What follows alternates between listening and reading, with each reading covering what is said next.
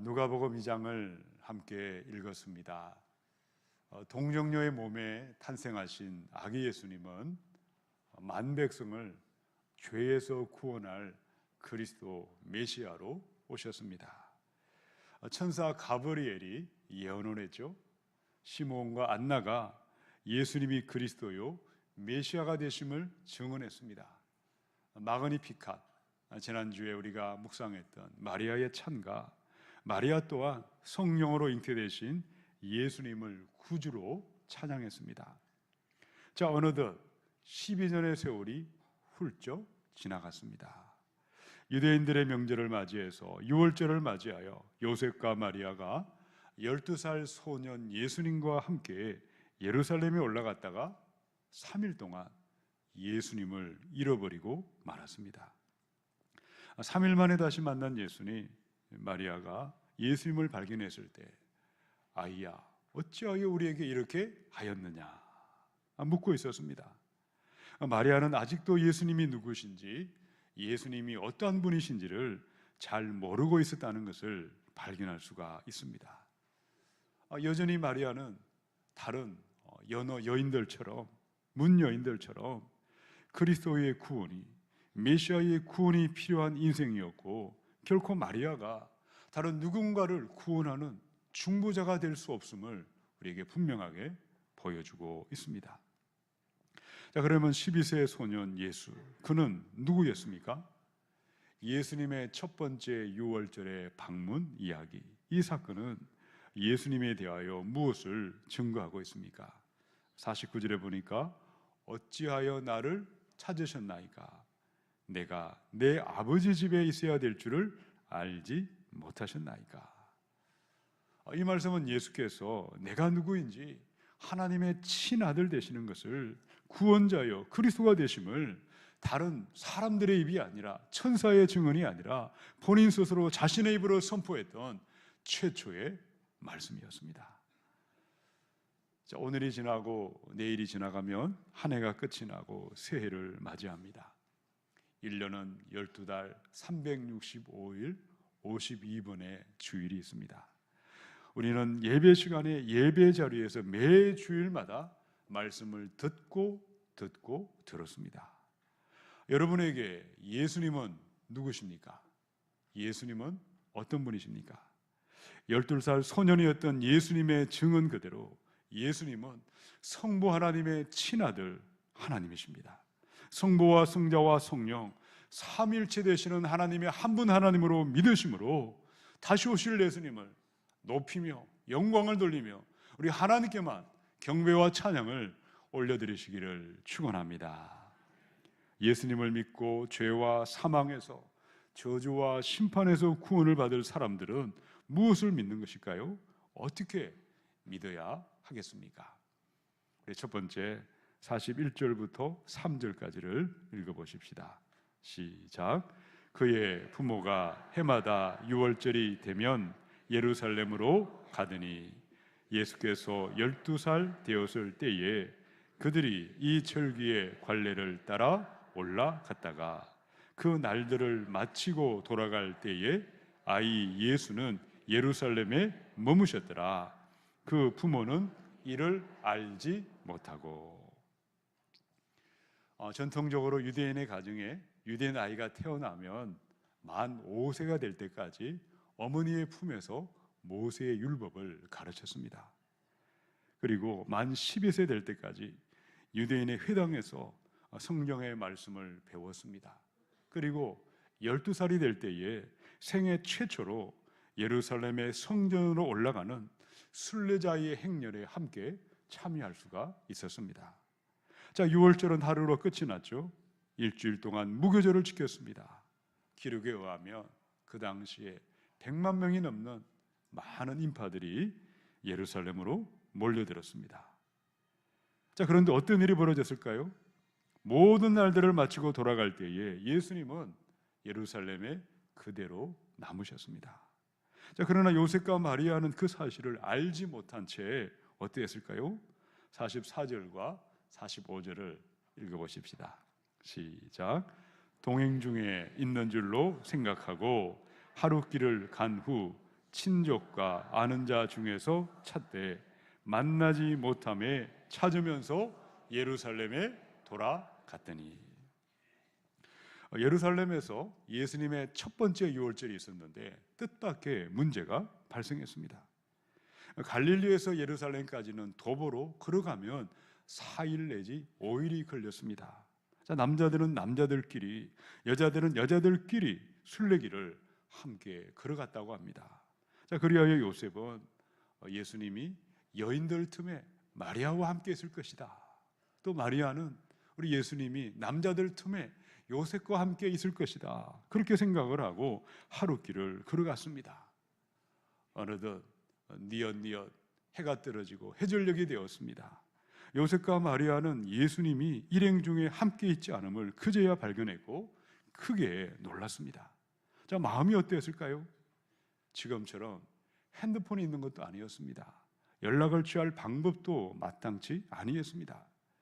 요셉과 마리아는 여태 예수님을 키우시면서 예수님으로 말미암아 한 번도 신경 쓰지 않을 만큼 예수님은 부모님께 순종하셨습니다.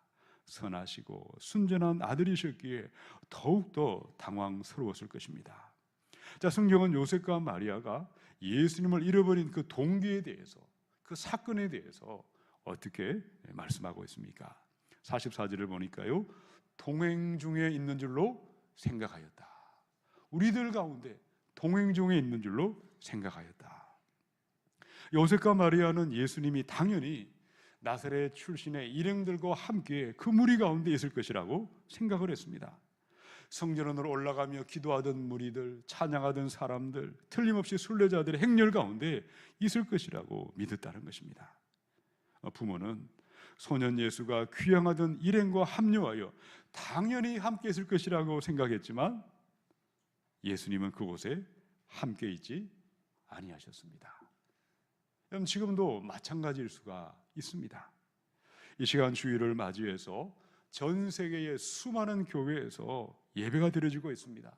찬송과 기도가 올려지고 있고 하나님의 말씀이 선포되고 있고 세례와 성찬과 거룩한 성례전이 집행될지라도 사람들은 우리 가운데 예수님이 당연히 함께 있을 것이라고 여기고 있을지라도 예수님이 함께하지 않는 교회요, 예수님이 함께하지 않는 예배요, 예수님이 함께하지 않는 그런 모임이 얼마든지 있을 수가 있습니다. 심지어 우리가 목회자요, 장로요, 집사요, 권사요, 직분을 받은 자라고 해서 내 안에 예수님은 당연히 함께 있을 것이다, 그 같은 마음 또한 착각일 수가 있고 헛된 생각일 수가 있습니다. 자, 그렇다면 요셉과 마리아와 유월절의 순례길에 함께했던 친지와 친족과 많은 사람들, 왜 그 일행들 가운데 예수님이 동행하지 아니했고 함께 있지 아니했을까요? 지금도 전 지구상의 교인이라고 생각하는 수많은 사람들이 있습니다. 수많은 예배당에서 수많은 예배 가운데 왜 예수님이 함께하지 않는 그런 모임이 있을 수가 있는 것입니까? 그 옛날 유월절의 순례자들을 한번 기억해 보십시다. 그들에게는 유월절, 칠칠절, 초막절, 절기 그 자체가 너무나 중요했습니다. 화려했던 헤롯의 성전이 크고 대단하게 보였습니다. 아름다운 음악의 멜로디와 지체 높으신 제사장들, 그것들이 내 눈에 보이는 12살 소년이었던 예수님보다 더 귀하고 더 소중하게 그들의 마음에 자리 잡고 있었다는 것입니다. 로마서 8장의 9절의 말씀에 만일 너희 속에 하나님의 영이 거하시면 너희가 육신에 있지 아니하고 영에 있나니 누구든지 그리스도의 영이 없으면 그리스도의 사람이 아니라. 내 안에 성령님이 거하시지 아니한다면, 내 안에 물세례와 함께 성령 세례가 받지 아니하고 성령으로 거듭남이 없다면 우리가 이름이 기록된 교인 명부가 구원받은 구원의 명부가 될 수는 없을 것입니다. 사도신경과 주기도문과 그 무엇을 고백한다 할지라도 교회 안에 많은 예식에 참여하고 있을지라도 내 마음에 예수님이 함께 하실 것이고 예수님이 우리와 함께 하실 것이다, 그것은 헛되고 헛된 생각일 수밖에 없을 것입니다. 여러분, 요한복음의 16장 13절 14절입니다. 그러나 진리의 성령이 오시면 그가 너희를 모든 진리 가운데로 인도하시리니 그가 스스로 말하지 않고 오직 들은 것을 말하며 장래일을 너희에게 알리시리라. 그가 내 영광을 나타내리니 내 것을 가지고 너희에게 알리시겠습니다. 성령이 임하실 때에 누구든지 진리가 되신 예수님께로 인도해 주십니다. 성령이 임하실 때에 예수님의 모든 말씀을 기억나게 하시고, 성령이 임하실 때에 예수님의 영광만을 드러내시고, 성령이 임하실 때에 예수님만이 내 모든 삶의 가장 중요한 자리, 중심의 자리에 자리 잡게 하십니다. 성령이 임하실 때에 예수님만을 높여드리고 복된 삶으로 인도해 주십니다. 그러나 성령이 임하시지 아니한다면, 성령이 내 삶을 다스리시고 주장하고 인도함이 없다면 어떤 일이 벌어지는 것일까요? 신앙의 연수가 길어지면 길어질수록 더 주님을 닮아가는 삶이 아니라 더 주님과는 상관없는 바리새인의 모습이 우리 안에 나타날 수가 있지 않겠습니까? 아무리 오랜 시간 기독교인으로 자처하고 살았다 할지라도 우리는 자기도 모르는 죄악의 기만 가운데 살고 있는 것이고, 영의 눈이 닫힌 채 살아있으나 죽어있는 자로 우리의 믿음이 변질될 수가 있다는 것입니다. 심지어 자신의 힘과 열정과 생각을 가지고 하나님을 믿고 헌신하고 봉사하는 많은 일들이 사실은 하나님이 함께하지 않는 섬김이요, 하나님이 기뻐하지 않는 섬김이요, 하나님이 동행하지 않는 우리의 헛된 섬김이요, 헛된 봉사로 끝이 날 수도 있다는 것입니다. 우리의 심령마다 성령이 임하셔서 예수님이 주인 되는 삶, 예수님이 내 삶에 함께 동행하시는 바른 믿음의 삶을 향하여 일어나십시다.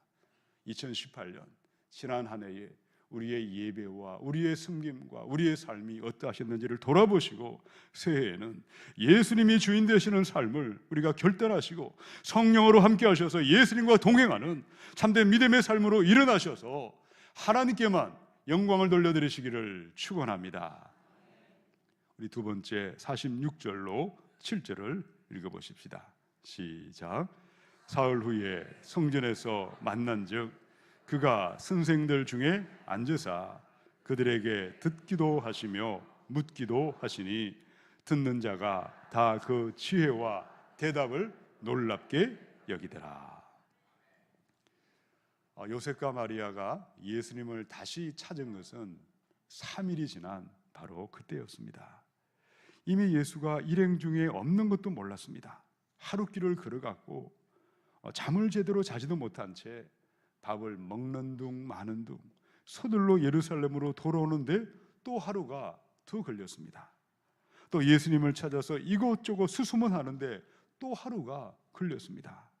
자, 눈앞에서 소중한 자녀를 잃어버린 그 심정은 어땠을까요? 아마 속이 새카맣게 타들어갔을 것입니다. 자, 그런데 요셉과 마리아가 어디에서 예수님을 찾았을까요? 12살의 소년 예수님은 그 또래 친구들과 어울려 다니다가 번잡한 시장 통해서 방황하다가 만난 것이 아니었습니다. 혹시 모를 범죄 현장이나 악한 곳에서도 발견한 것도 아니었습니다. 부모가 사흘이 지난 후 성전에서 예수님을 발견했을 때에 예수님의 모습은 어땠습니까? 유대인들의 선생들 중에 앉으셔서 그들에게 듣기도 하고 묻기도 하셨더라. 우리 예수님은 성전에 계셨습니다. 말씀을 듣는 자리, 거룩하신 하나님을 높이는 성전, 하나님의 집에 계셨습니다. 예수님은 누구십니까? 예수님은 어떤 분이십니까? 마태복음의 12장 6절의 말씀입니다. 내가 너희에게 이르노니 성전보다 더 큰 이가 여기 있느니라. 그러면 성전이 무슨 말이죠? 거룩한 집이죠. 여러분, 성전이 무엇으로 거룩한 집이 되는 이유는 어디에 있을까요? 얼마나 화려한 벽돌이 더 많이 박혀 있느냐, 얼마나 다른 건축물보다 더 높이 웅장하게 솟아 있느냐, 화려한 벽돌과 웅장한 건축물로 꾸며졌다고 성전이 될 수는 없습니다. 선생들, 랍비들, 레위인들, 제사장들, 그들이 그곳에 있다고 해서 성전이 되는 것도 아니었습니다.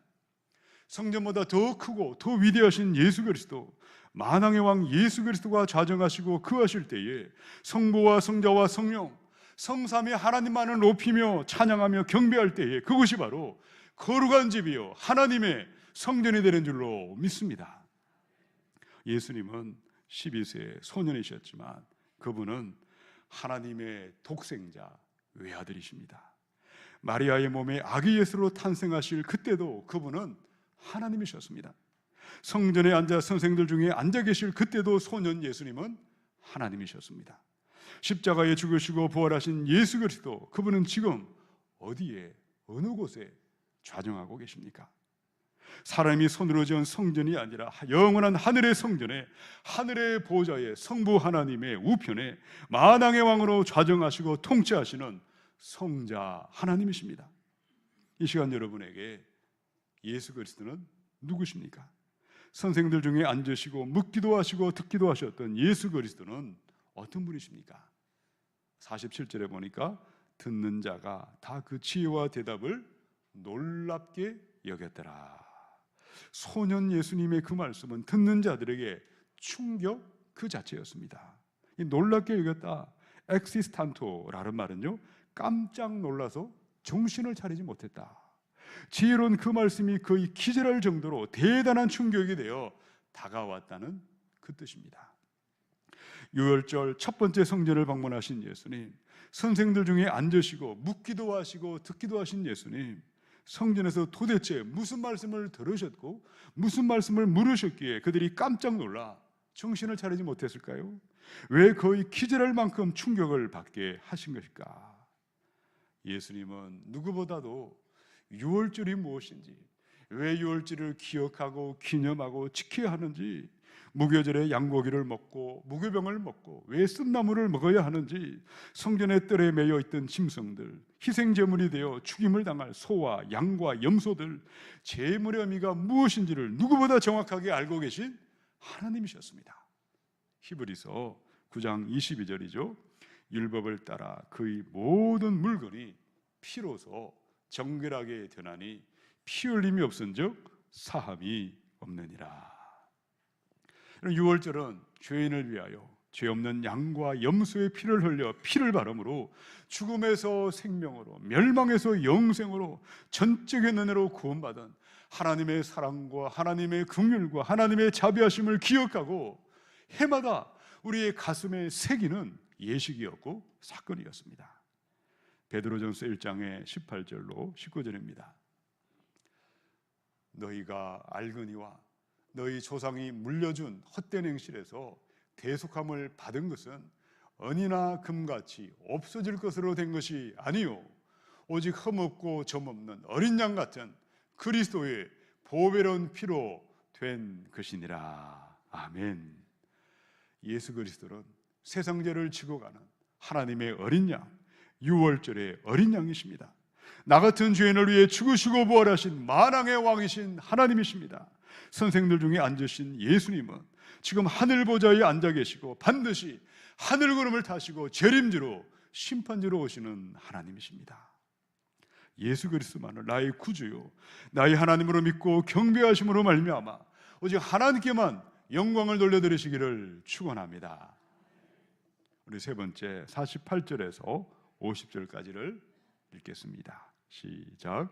그의 부모가 보고 놀라며 그의 어머니는 이르되 아이야 어찌하여 우리에게 이렇게 하였느냐? 보라 내 아버지와 내가 근심하여 너를 찾았노라.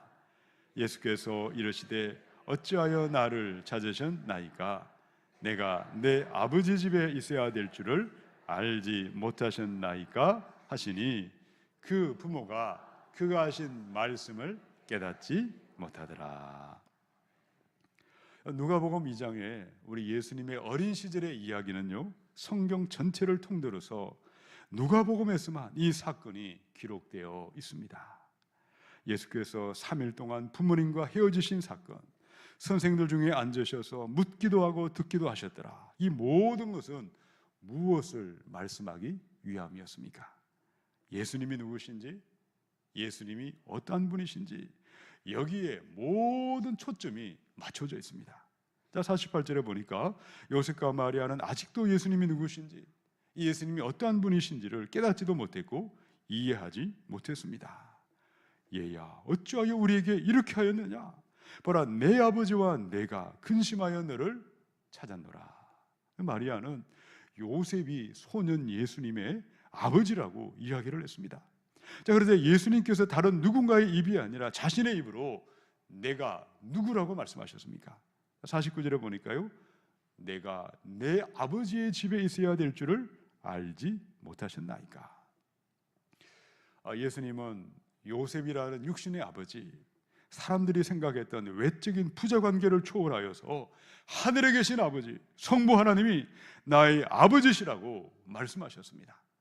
누가복음에도 1장의 35절에 천사가 대답하여 이르되 성령이 내게 임하시고 지극히 높으신 이의 능력이 너를 덮으시리니 이름으로 나실 바 거룩한 이는 하나님의 아들이라 일컬어지리라. 1장의 77절로 9절에 주의 백성에게 그 죄사함으로 말미암는 구원을 알게 하리니 이는 우리 하나님의 긍휼로 인함이라. 이로써 돈눈해가 위로부터 우리에게 임하여 어둠과 죽음의 그늘에 앉은 자에게 비치고 우리 발을 평강의 길로 인도하시리로다. 예수님은 누구실까요? 예수님은 어떤 분이십니까? 가브리엘 천사는 동정녀의 몸에 탄생하신 예수는 하나님의 아들 되심을 증거했습니다. 예루살렘에 살았던 어이롭고 경건한 시몬은 그 입을 열어 아기 예수님을 아는 채 이런 그 백성에게 죄사함을 얻게 하는 그리스도요 메시아가 되심을 증거했습니다. 성전에 앉으셔서 선생들 가운데 계신 예수님 또한 그 입으로 하늘에 계신 여호와 하나님, 아버지 하나님은 나의 아빠 하나님이 되신다고 증거하셨습니다. 성령으로 아니하고는 누구도 예수님을 주님이라고 하나님이라고 고백할 수 없다고 말씀했습니다. 성령이 오셔서 예수님을 나의 주님이요 나의 하나님으로 고백하는 그들이야말로 가장 복되고도 복된 사람인 줄로 믿습니다. 우리 예수님만을 유일한 구원의 하나님이요 그리스도 메시아로 높여드리시고 경배하십시다. 누구든지 진실하게 예수님을 만난 사람들, 하나님을 아버지라고 예수님을 아들 하나님이라 고백하는 자마다 반드시 하나님의 영광이 되는 길로 인도해 주실 줄로 믿습니다. 우리 49절에 있는 말씀에 내가 내 아버지 집에 있어야 될 줄을 알지 못하셨나이까. 헬라 원문의 성경을 다시 한번 해석해 보면 내 아버지 집이라는 말은요 또 다른 뜻이 있습니다. 내 아버지의 일, 이렇게도 번역할 수가 있습니다. 뉴 킹 제임스 버전에 보니까요 내가 내 아버지의 일에 열심을 내야 할 것을 모르셨나이까, 이렇게 번역되어 있습니다. 예수님은 단지 목수일을 하기 위해서 세상에 오신 분이 아니셨습니다. 나사렛의 농사꾼이 되기 위해 오신 분도 아니셨습니다. 십자가의 보혈로 모든 죄인을 구원하시고 하나님의 자녀 삼으시고 하나님의 나라를 건설하시고 하나님의 영광을 위하여 구세주로 세상에 화목제물로 오셨습니다. 그것이 바로 예수님의 사명이셨고 이 땅에 오신 유일한 목적이요 이를 위하여 우리 주님은 하나님의 일을 하신 것이었습니다. 우리는 어떻게 하나님의 일을 감당할 수가 있겠습니까? 요한복음의 6장 29절의 말씀을 우리 함께 읽어보십시다. 시작. 예수께서 대답하여 이르시되 하나님께서 보내신 일을 믿는 것이 하나님의 일이니라. 아멘. 저와 여러분 또한 예수님을 믿고 구원을 받으셨습니다. 구원받은 많은 사람들이 이제는 세상 일이 아니라 하나님의 일을 하겠습니다. 이제는 영적인 일을, 교회 일을 하겠습니다. 그렇게 말하시고 원하시는 많은 분들을 만날 수 있습니다. 그럼 무엇이 하나님의 일일까요? 어떻게 하는 것이 하나님의 일을 하는 것일까요? 자, 저를 따라서 한번 선포하십시다. 예수님을 믿는 것이 하나님의 일입니다. 성경에 기록하고 있는 예수님의 어린 시절, 그 대부분의 이야기는 우리에게 알려져 있지 않습니다. 12살 때 성전원으로 올라가셔서 선생들 중에 앉으신 예수님, 그분의 나머지의 모든 삶은 어떠했겠습니까? 우리 주님께서 날마다 하늘의 구름을 타고 온 세상에 여기저기 헐헐 날아다니셨을까요? 사람들을 깜짝깜짝 놀라게 하셨을까요? 이 모양 저 모양 어마어마한 기적만을 일으키고 다니셨을까요? 어떠하셨다고 생각하십니까? 51절에 나와 있죠. 예수께서 함께 내려가서 나사렛에 이르러 순종하여 받으시더라. 여러분, 예수님의 생애의 90%는 철저하게 이름이 없던 무명의 삶을 사셨습니다. 30세에 공생애를 시작하시면서 병자를 고치셨고 귀신을 내어 쫓으셨고 수많은 기적을 베푸신 일들, 십자가에 죽으시고 부활하신 그 모든 것이, 그것만이 하나님의 일이 아니었다는 것입니다. 만 30세에 공생애를 시작하시기 전에 만 30년의 세월을 예수님은 철저하게 이름이 없는 무명의 삶을 사셨습니다. 그때 어떻게 살아가셨습니까? 하루하루 세월을 소진하고 허비하고 낭비하며 시간이 빨리 가기만을 기다렸을까요? 드러나지 아니하셨던 그 모든 시간들, 감춰진 그 모든 시간, 예수님은 하루하루 아버지 하나님을 믿고 신뢰하며 하나님을 의지하며 믿음의 길을 묵묵히 걸어가셨습니다.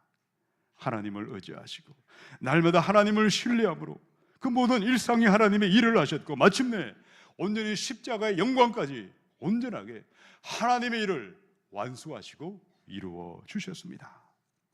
저와 여러분 또한 마찬가지입니다. 참으로 예수님을 만나셨습니까? 참으로 하나님의 일을 하시기를 원하십니까? 예수님을 기억하시고 우리 예수님을 떠올려 보시기 바랍니다. 예수님은 어릴 때도 순종하셨고 장성하셔서도 순종하셨습니다. 예수님은 보이는 곳에서도 순종하셨고 아무도 보지 않는 그곳에서도 혼자 있을 때도 순종하셨습니다. 무명의 자리에서도 순종하셨고 십자가의 그 자리에서도, 영광의 자리에서도 순종하셨습니다. 우리 주님의 생애는 그 모든 삶이 시시때때로 순간순간 하루하루 아버지 하나님을 믿고 신뢰함으로 말미암아 그의 모든 삶이 하나님의 일을 하시다가 하나님의 영광만을 나타내신 줄로 믿습니다. 우리도 그 길을 가기를 원합니다. 우리 요한일서 3장 23절의 말씀에 그의 계명은 이것이니 곧 그 아들 예수 그리스도의 이름을 믿고 그가 우리에게 주신 계명대로 서로 사랑할 것이니라. 예수님을 믿을 때에 예수님이 성령을 보내셔서 내 삶의 주인이 되셔서 내 힘이 아니라 성령의 힘과 성령의 능력과 성령의 지혜로 사랑의 삶을 살게 하십니다. 하나님을 사랑하고 사람을 사랑하는 것이 율법과 선지자의 강령이라고 하셨습니다. 우리 계절에 모여 지난 한 해 동안 예배하는 것은 주님의 사랑을 실천하고 주님의 사랑을 담기 위하여 믿음의 길을 걸어가는 줄로 믿습니다. 무엇으로?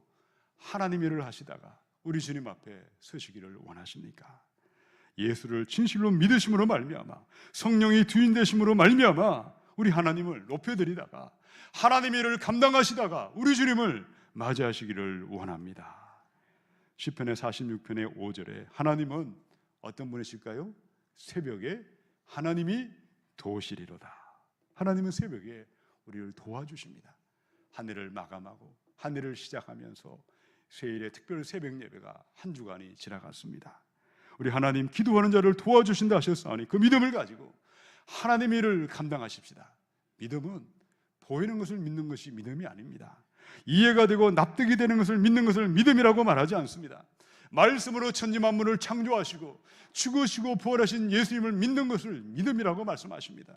내 앞에 있는 태세 같은 장애물이 있다 할지라도 믿고 기도할 때에, 새벽에 부르짖을 때에 도우시는 하나님을 믿는 믿음으로 하나님의 일을 감당하시다가 우리 하나님의 영광을 올려드리시는 귀한 성도님이 되시기를 주님의 이름으로 축원합니다. 함께 기도하겠습니다.